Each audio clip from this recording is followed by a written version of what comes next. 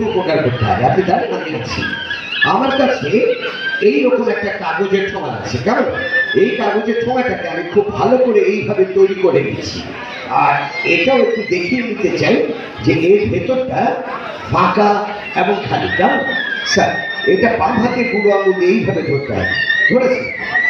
আমার কাছে বাচ্চারা প্লিজ ওইদিকে, এইদিকে বাচ্চা আসবে না প্লিজ। আমার কাছে একটা বক্স আছে যার ভেতরে দুটো ভয়ঙ্কর জিনিস আছে, আমি বের করবো? উনি হ্যাঁ বলেছেন। যার প্রথমটা হচ্ছে এইরকম একটা কাঁচি। স্যার, এটা আপনাকে ধরতে হবে, আপনি কাটতে পারেন? উনি হ্যাঁ বলেছেন। আমার জানা মতে বাংলাদেশে 3 পেশার লোক কাটতে জানে ভালো, যারা সেলুনে কাজ করে, যারা গার্মেন্টসে কাটিং আছে তারা, এবং বিবাহিত মহিলা, তারা হাজব্যান্ডের পকেট কাটতে পারে ভালো, তাই না? আচ্ছা যাক, আমার কাছে আরো একটা জিনিস আছে, সেটা হচ্ছে এইরকম একটা মালা। আর মালার কথা বললে মেয়েরা দারুণ খুশি হয়।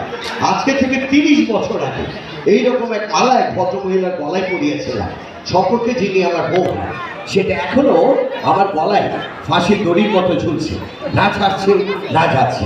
আচ্ছা যাক, এই যে মালা, এই মালা তো অনেকগুলো পুঁতি আছে, এর একটা হয়তো আপনি, একটা হয়তো স্যার, একটা হয়তো উনি, এইভাবে আমরা সবাই।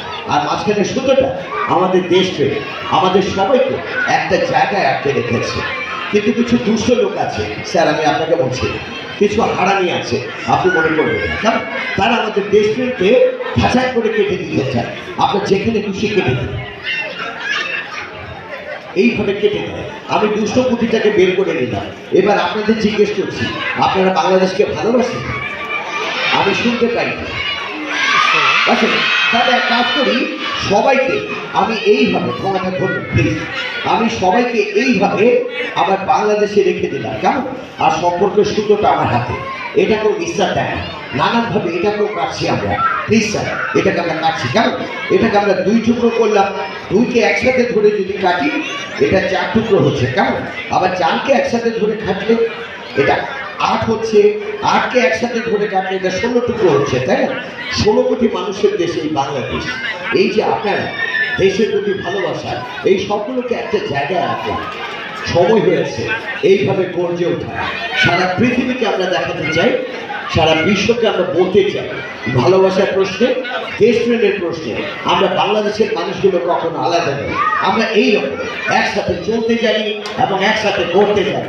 আমরা বিশ্ববাসীকে বলতে চাই যে আমরা বাংলাদেশের মানুষ, অনেক বড় দেশের মানুষ, কেমন?